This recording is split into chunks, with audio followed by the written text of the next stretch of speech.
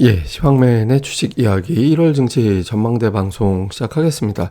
1월 증시 전망대는 이제 두 개로 나눠질 텐데요. 그러니까 시황 관련된 방송, 그다음에 종목 관련된 방송으로 나눠서 진행하겠습니다. 첫 번째 시황, 주식시장 관련된 이제 객관적인 데이터를 살펴보는 이제 그런 시간으로 갖겠는데요.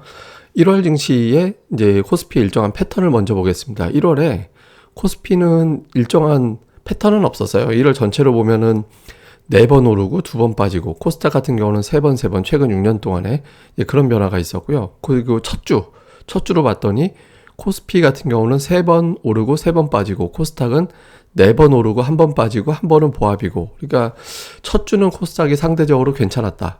그리고 코스피와 이제 1월 전체 양시장은 특정한 어떤 패턴은 없었다. 이렇게 볼 수 있죠. 그러니까 1월에 초반은 괜찮게 출발하는데, 이유는 그때 이슈라든가 이제 수급 동향 이거를 보면서 이제 판단해야 되는 거죠. 그러니까 막연하게 뭐 1월에 좋을 거다 나쁠 거다 이렇게 이제 예상할 필요는 없는 것 같고요.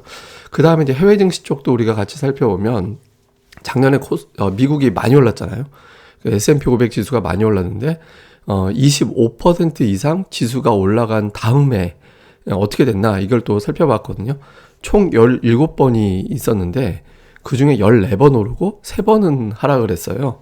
예, 그리고 이제 평균적으로 14% 정도 올라갔거든요. 그러니까 요 데이터만 놓고 보면 올해 미증시가 상승할 확률은 80% 정도, 그 다음에 평균적으로는 14% 정도 올라갔죠. 그러니까 물론 여기서 이 3번 빠진 경우에 해당될 수도 있죠. 근데 어쨌든 객관적인 데이터라든가 통계만 놓고 보면 미증시도 올해 올라갈 확률이 높고, 이런 또 올라갈 확률을 보면서 투자자들이 시작을 하기 때문에 1월 분위기가 무슨 악재가 집중되지 않는 한 아주 나쁘게 출발할 가능성은 현재로서는 높아 보이진 않는다. 이 정도로 보면 되겠고요. 그 다음에 또 하나 이제 정치적인 일정도 우리가 참고를 해야 되는데, 우리나라 이제 대통령 선거가 있잖아요. 그리고 임기 첫 해가 시작이 되죠. 그래서 대통령별 임기 첫 해를 봤더니 평균적으로 18% 정도 올라가는 그런 모습이 있었고요. 그다음에 2년 차에는 16% 평균적으로 올라갔는데, 다만 이제 첫 해에는 이 변수가 하나 들어간 게 있었잖아요. 리먼 사태.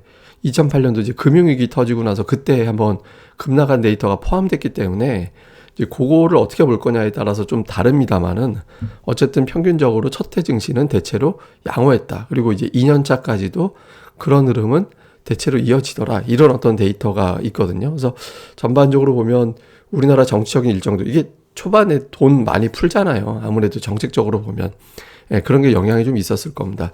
그 다음에 이제 미국은 대통령 임기 2년 차죠. 이 데이터도 한번 살펴봤더니 평균적으로 S&P 500 지수는 그 기간에 5% 정도 올라갔고, 우리나라는 그의 12% 정도 올라갔거든요. 그러니까 우리나라 대통령 임기 첫 해, 그러니까 미국의 대통령 임기 2년 차, 이건 달러 정책하고 또 연결이 되기 때문에 이걸 살펴놓고 본다라면 이제 대체로 정치적인 일정도 주식시장에 그렇게 나쁘진 않다. 그러니까 이렇게 이제 우리가 통계를 볼 수 있겠습니다. 이게 반면에 좀 부담스러운 재료들 일정도 없진 않잖아요. 그러니까 첫 번째는 오미크론. 이제 미국과 영국의 데이터입니다. 확진자 급증하고 있고 7일 평균치 보면 어마어마하게 올라가고 있죠. 그래서 이제 부정적인데, 다만 이제 시장에서 좀 기대를 걸고 있는 거는 이 남아공의 데이터. 급증했다가 뚝 떨어지는, 사망자 수는 별로 늘지 않는 그런 데이터가 나왔잖아요. 그러니까 미국과 유럽의 확진자는 급증하고 있는데 사망과 입원 비율이 현저하게 낮고, 그리고 이제 남아공의 케이스 확 올라갔다가 뚝 떨어지면서 빠르게 진정되는 그런 어떤 경향을 보였기 때문에 최근에 미국과 영국에서 확진자가 증가하고 있음에도 불구하고 주식시장이 별다른 반응이 없었거든요. 그러니까 여기서 이제 조심해야 되는 게 있죠. 우선 첫 번째는 확진자가 남아공 같이 뚝 떨어지는 그런 데이터가 이번 달 또는 다음 달 초반에 나와줘야 된다는 거고, 또 하나는 새로운 변이가 나올 수도 있잖아요. 새로운 변이가 나오는데 오히려 오미크론보다 좀 약화될 가능성을 보고 있습니다만, 이거보다 오히려 센 변이가 나온다, 이런 어떤 걱정도 투자자들이 할 수 있거든요. 그런 어떤 걱정거리가 여기서 만들어지느냐, 이 부분이 중요할 겁니다. 그러니까 오미크론 관련해서는 이달 후반부의 데이터가 어떻게 나오는지가 중요하기 때문에 이거는 이제 좀 주의 깊게 봐야 되는 그런 재료고요. 그 다음에 또 하나는 이제 화이자의 팍스로비드가 이제 나오죠. 이제 적용이 되기 시작하잖아요. 이제 치료제, 코로나 치료제가 이스라엘 같은 국가에서는 이제 치료제 투입이 시작이 됐고, 우리나라도 빠르면 2주, 늦으면 이달 하순 정도에 적용이 될 것으로 알려져 있거든요. 그러니까 지금 의료계에서는 게임 체인저가 될 수 있다. 그러니까 이제 창과 방패. 그러니까 방패는 백신이고 창은 약이고. 근데 이게 이제 창과 방패를 다 갖게 되기 때문에 이제 되게 중요한 어떤 역할을 할 것이다라는 기대를 가지고 있거든요.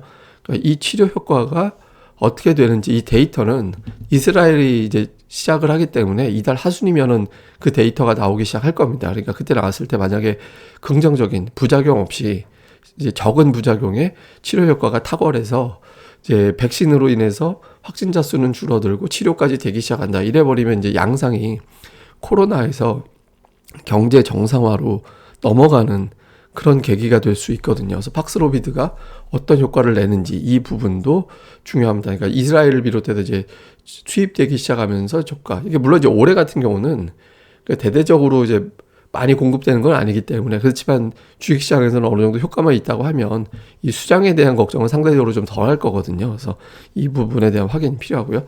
그다음에 또 하나는 이제 금리 인상 변수입니다. 그러니까 금리가 올라갈 텐데 지금 대략적인 생각은 6, 9, 12에 올릴 거다 이렇게 보고 있고 또 일부 확률에서는 3월부터 올릴 거야. 그래서 실제로 확률 가지고 베팅하는 데에서는 3월 금리 인상 확률이 동결 확률보다 더 높아지긴 했습니다. 근데 지금 분석가들은 대체로 이제 6, 9, 10이 되지 않을까? 그러니까 이렇게 이제 보고 있는 편이긴 하거든요. 그런데 이게 뭐냐면 이 연두색선이 그 미국이 금리를 올리는 경로를 보여주는 거예요. 근데 그 금리를 올리기 시작하는 초반에 보시면 대체로 다 증시가 올라갔거든요. 대체로. 그러니까 금리를 올리는 게 오히려 이제 중단이 되거나 그러면 이제 증시가 빠져도 금리가 올라가는 초반에는 대체로 증시가 상승하는 그런 경향이 있었어요. 그래서 이제 이걸 놓고 봤을 때는 금리 인상이라는 것 자체가 그렇게 위협적인 변수가 되지는 않을 것 같다라는 거죠. 근데 다만 여기서 조심해야 되는 거. 금리 인상을 할 때 주변 환경이 뭐가 되느냐. 예를 들어서 인플레이션 때문에 어쩔 수 없이 올리는 걸로 계속 내몰리게 되면 그거는 금리 인상이 주식시장에 좀 부담이 될 수 있습니다. 한동안 시장에 빠지는 이제 그런 계기가 될 수 있고요. 인플레이션이 어느 정도 진정되고 있다.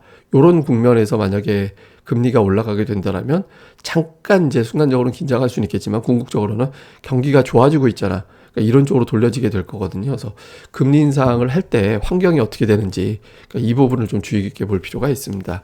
자, 그 다음에 이제 실적인데 이게 뭐냐면 하이닉스 실적 전망치가 수정된 이제 증권사 데이터거든요. 이게 대신증권 보고서인데 이제 12조 5천억 정도 예상했다가 14조 8천억으로 영업이익 수정이 됐잖아요. 제가 이 수치를 보여드린 이유가 뭐냐면 반도체 실적 추정치가 상향 조정되면서 코스피의 연간 실적을 계속 이제 하향하던 그런 이제 움직임이 진정이 됐거든요. 그러니까 작년도 코스피 영업이익을 대체로 한 222조 원 정도 봐요. 곧 이제 삼성전자 잠정 실적 나올 텐데 어쨌든 222조 원 정도 보는데 올해 예상치 이제 영업이익 전망을 대략적으로 한 240조 원 정도로 예상을 하거든요. FM 가이드 기준입니다. 근데 어쨌든 그 정도로 예상을 해서 한 8% 정도 더 증가됐을 거다라고 봤는데 이게 계속 하향 조정되다 보니까 이 8% 달성하는 거 맞아? 이거 이렇게 되잖아요. 이게 만약에 멈추게 되면 8%가 하단이 되고 오히려 더 좋아질 수 있겠다. 이런 쪽으로 분위기가 그러니까 바꿔질 수 있거든요. 근데 이게 하이닉스가 좀 상향 조정되고 삼성전자도 좀 긍정적으로 보는 증권사가 이제 증가하면서 실적이 올라가는 그런 계기가 나올 수 있게 됐거든요. 그래서 삼성전자 잠정 실적, 그다음에 이제 연초에 SK하이닉스, 삼성전자의 주가 추이 이게 어떻게 되는지가 연간 실적 추정치를 또 보여줄 수 있기 때문에 이 부분도 좀 잘 살펴봐야 됩니다. 이거는 제가 종목편에서 다시 한번 자세히 한번 설명을 드리도록 하겠습니다. 그래서 대략적으로 이제 요약을 해보면 첫 주 코스닥은 상승 확률이 높은 편이다. 그리고 이제 코스피는 그냥 중립이다. 첫 주는. 그 다음에 이제 팍스로비드가 치료에 돌입한다라는 거는 투자자들에게 안도감을 줄 수도 있는 상황인데 데이터가 어떻게 나오는지가 상당히 중요하고요. 그 다음에 오미크론 확진이 되고 있고 또 확산이 되고 있는데 이게 남아공 케이스대로 가느냐, 가다가 뚝 떨어지면서 또 증세가 정말 심각하지 않는 그리고 추가 변이가 나오지 않는 그런 형태가 되는지 그 다음에 이제 금리 인상은 이미 노출된 재료인데 인상할 때 환경이 어떻게 되는지 아까 말씀드린 대로 인플레이션이냐 아니냐 이런 것들 있잖아요. 그 다음에 이제 실적 하향막은 전기전자 업종의 수급 동향이 연초에도 괜찮을 거냐 요것도 이제 상당히 좀 중요한 연초에 삼성전자 하이닉스가 응원 단장 역할을 해줄 건지를 봐야 되고요. 이제 마지막으로 이제 S&P 500 지수가 25% 이상 오른 경우 다음 해에도 오를 확률은 82%. 그리고 우리나라 대통령 임기 첫 해에 7번 중에서 5번 올랐다.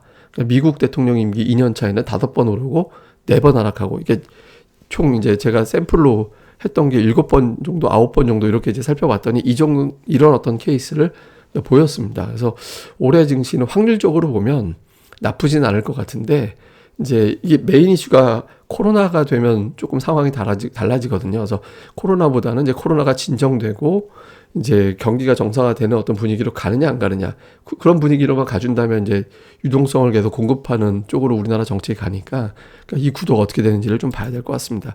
그러니까 마지막으로 제가 번외 차트 하나 보여드리면, 작년도 25% 넘게 올라간 다음 해였거든요. 근데 그때 처음으로 올랐어요, 우리 증시가. 코스닥이 25% 이상, 이거 코스닥 지수 얘기하는 건데요, 25% 이상 올라가면 다음에 올라간 적이 없었거든요. 근데 처음으로 올랐고, 근데 코스닥은 3년 연속 양봉이 없었습니다. 이거 보시면 코스닥이 3년 연속 올라간 적은 아주 얇게 있었어요. 얇게 있었는데 3년 연속에서 양봉은 또 없었거든요. 예, 그리고 이제 또 하나는 2000년대 이후에 처음으로 1000포인트 이상에서 마감했고 1000포인트 이상에서 출발하는 그런 해가 되거든요. 그래서 코스닥에 좀 의미 있는 어떤 변화가 나올 수도 있어서, 과연 올해 코스닥이 치고 나갈 수 있을 거냐. 이거 이제 대형주들, 주가주, 뭐 2차 전지, 게임주, 반도체주, 바이오, 그러니까 이쪽에 이제 초반이 분위기를 잡아주는지 여부에 따라 좀 달려있겠죠. 그래서 코스닥이 굉장히 독특한 첫 해를 맞이하니까 이런 데이터도 좀 잘 살펴보시는 게 중요할 것 같습니다. 예, 그러면 시황편은 이렇게 마무리하고요. 또 이제 제가 종목편에서 올해 증시 전망대 2부 진행하도록 하겠습니다. 예, 하루 잘 보내시고요. 저는 또 다음에 뵙겠습니다. 그리고 구독하기와 좋아요 많이 부탁드립니다. 감사합니다.